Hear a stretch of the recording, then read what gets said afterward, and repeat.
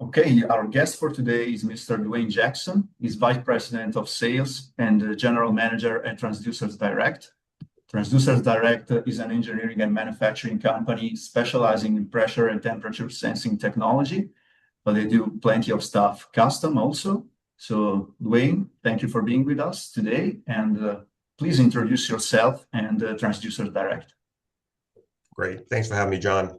My name's Dwain Jackson. I am the Vice President of Sales and General Manager of Transducers Direct.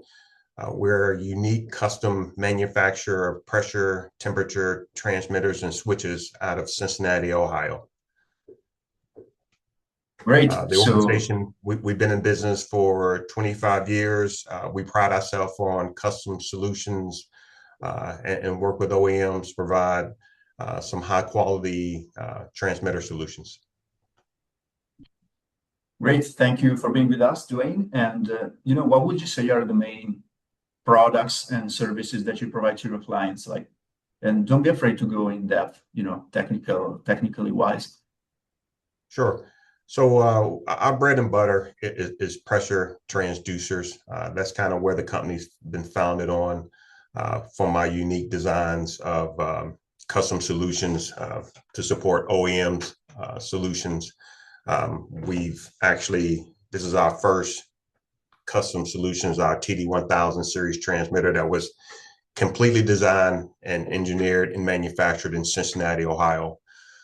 What's unique about the technology is that the platform we can get up to 10,000 configurations with the solution, various outputs, high pressure demands as far as 10 times overpressure for the mobile hydraulic industry, which is very beneficial for that particular clientele.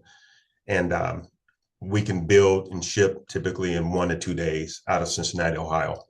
So in a unique platform of pressure transmitters, anywhere from our standard TDA30 series transmitter for OEM high volume solutions, again, to our TD1000 series transmitter, which is industry standard 4 times, 10 times overpressure, and even lab grade with a 0.005% accuracy solution. Great. And what would you say are the main features that set you apart from your competitors? The thing that really you guys get to your customers in terms of, hey, choose us, not those other guys. Great question. What makes us unique is our patented designs. We don't sell and engineer and manufacture me-too products. Again, our TD1000 series transmitter, unique platform for high pressure, overpressure capabilities, and again, a wide range of flexibility from a digital platform. So we take measurements unique to other OEMs and other transmitter manufacturers in the industry. I won't give away the secret sauce, but we do things that are a little unique behind the curtains on the diaphragm that makes us a little bit more sensitive to pressure readings and overpressure ratings. And now we can be a lot more fluid and a lot more dynamic and flexible for our OEM customers, whether it be custom solutions that we can build typically within 1 to 2 business days. We ship transmitters from stock, and we build out of Cincinnati, Ohio. So design and everything out of Cincinnati, Ohio, which makes us very hard to compete against. We're kind of a small speedboat, so we're able to work with OEMs and provide custom solutions. Awesome. And going a bit deeper into your clientele, who would you say is your typical customer?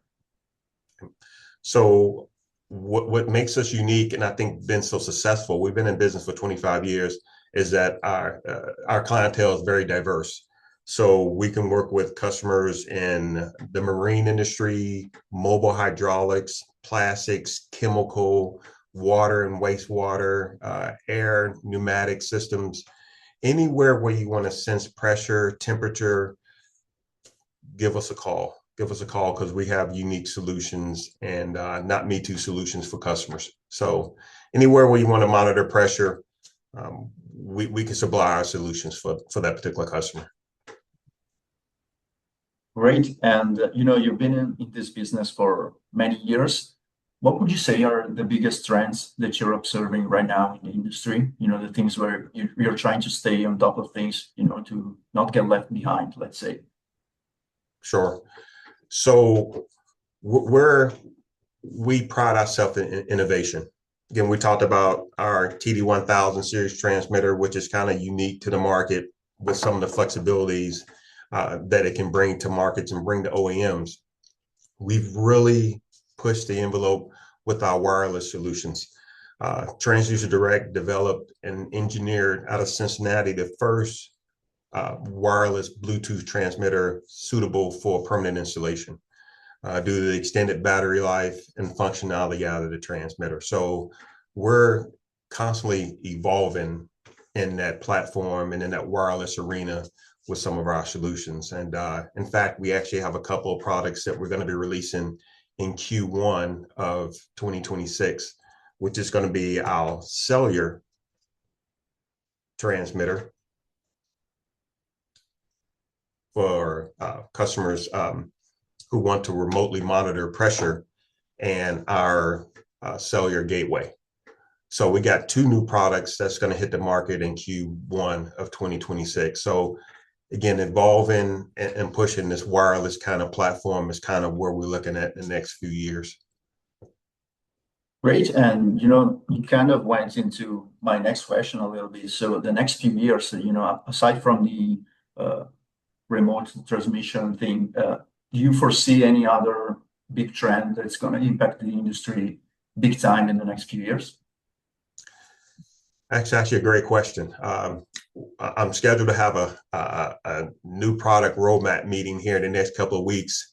And collectively, we sit down with marketing and we try to put some thought process of what makes sense, what make economic sense to develop as products. So we're not siloed into irrigation. It fits kind of, our diversity kind of platform customers. So wireless, we really feel strong that that's kind of where the market is bearing right now.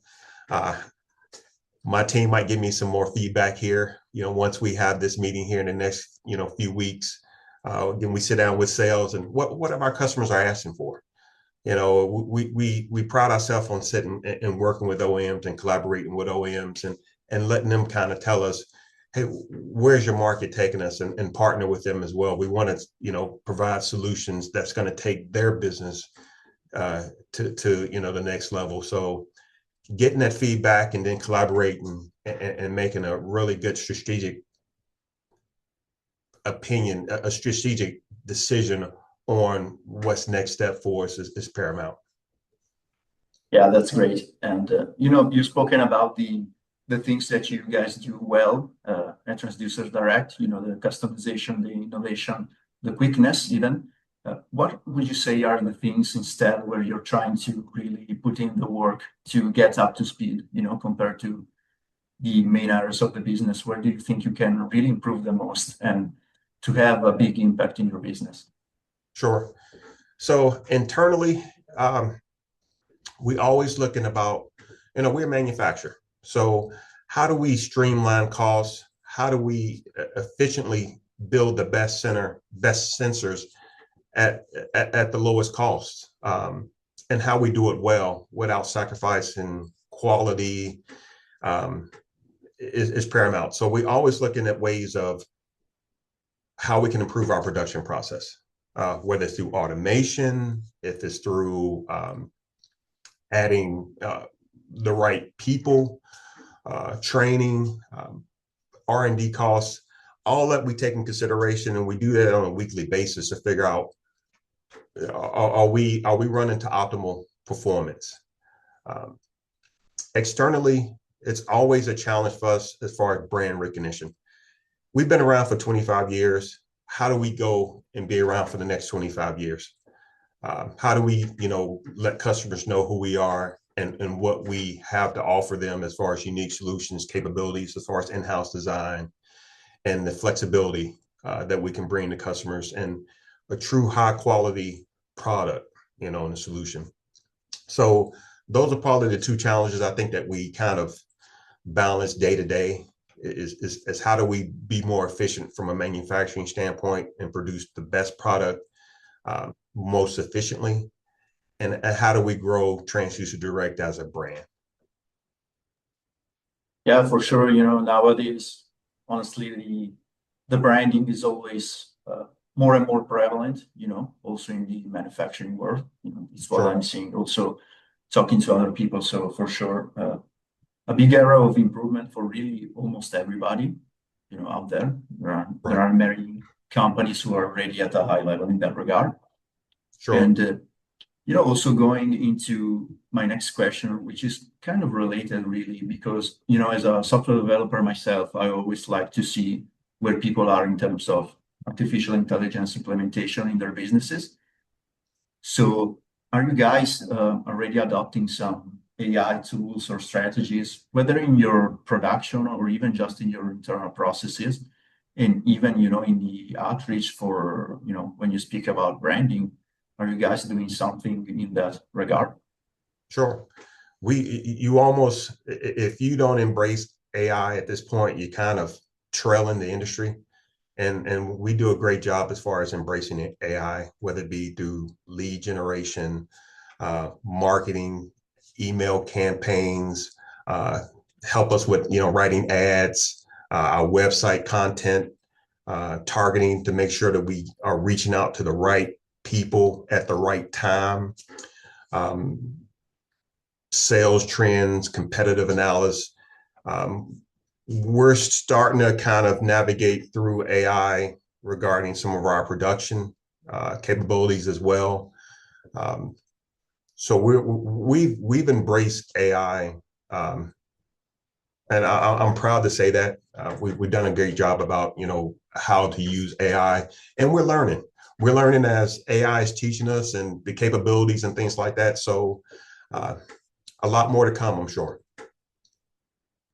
Yeah, for sure. And I'm curious from your perspective as a technician, right, as an engineer, how would you say that AI is going to, also get very linked into the manufacturing world, which is a very much a physical world compared to more digital industries? How do you think this union will really come to be in the next few years? And can AI truly replace some of the more physical elements of the manufacturing industry? Sure. And you see it somewhat today with robotics and things like that, where AI is incorporated and riding on top of robotics. We're looking as production demands ramp up. We're looking at ways to automate our process using AI, and we actually have implemented some of the manufacturing process that we have here with some of our TD1000 series transmitters. You just have to incorporate software. You have to. Our solution goes through a lot of different checkpoints as far as temperature compensations and things like that. And all that is automated. All that is through software, some AI platforms and things like that. I wish I had some of my engineers to tell me how that's done, but a lot of that is through code and AI, and it's actually very unique. And some of the production things that we're almost at the point where we're 24/7 as far as production. So, and that's with the help of AI. And you almost have to be, again, that's part of that streamline and how we can be more efficient and kind of initiative that we've implemented here at Transducers Direct. Yeah, and going back to the more challenging aspects of your company, if you had to really select one challenge, one issue that you face day to day, that you could make disappear, like with a magic wand or something, what would be your number one choice to just get rid of? I would say cost. I would say cost. When you're juggling manufacturing, there's a lot of demands, right? So you got production equipment that you need to implement. You got, we talk about software things, packages that we need to implement. R&D. We're already talking about next evolution of instrumentation. We've just released, or we'll be releasing some new products. So the R&D dollars that we're going to spend into next generation components. There's always some pains with growing.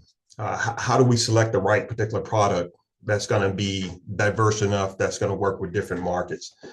And there's always some costs associated with all those components, right? So cost is always the biggest kind of headache for me. I wish I had a blank check because, I have sales guys knocking on my door all the time. Hey, our OEM wants to do this. Our OEM wants to do that. Customer wants to do this. And we have to be real strategic about where to allocate those funds. I mean, it's paramount in growing business, and a couple missteps could push you back some. So making sure that we allocate funds to the right bucket, whether it's product development or production, it's a duality, and we just got to make sure we trend in the right way and doing the right and making the right decisions. Yeah, and given your relationship with costs, hopefully I'm not asking too painful of a question when I ask you about, the tariffs. Obviously, a big topic in 2025 for American companies. So, what was or is still the impact of the tariffs on your business? Sure, it's impactful. We have contract manufacturing boards and things like that come that we have inbound.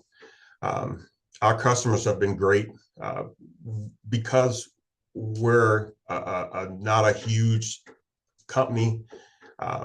We've absorbed a lot of costs for customers.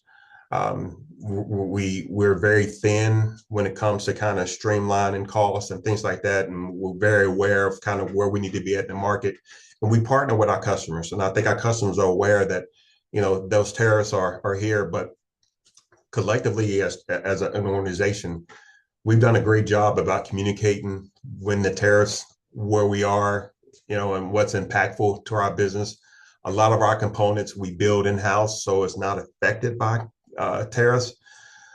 Some, of course, are. Again, we buy boards and raw materials, just like a lot of our competitors. But we do a great job as far as getting ahead of that. And then we provide it's an extra level of service. We're not just delivering components. Again, with design, collaboration, solutions, technical support. So we built a relationship with customers to where we haven't lost any business due to the tariffs. I think everybody's been educated about, the tariffs might be here to stay, and this is a second go around. So I think we've all kind of recalibrated.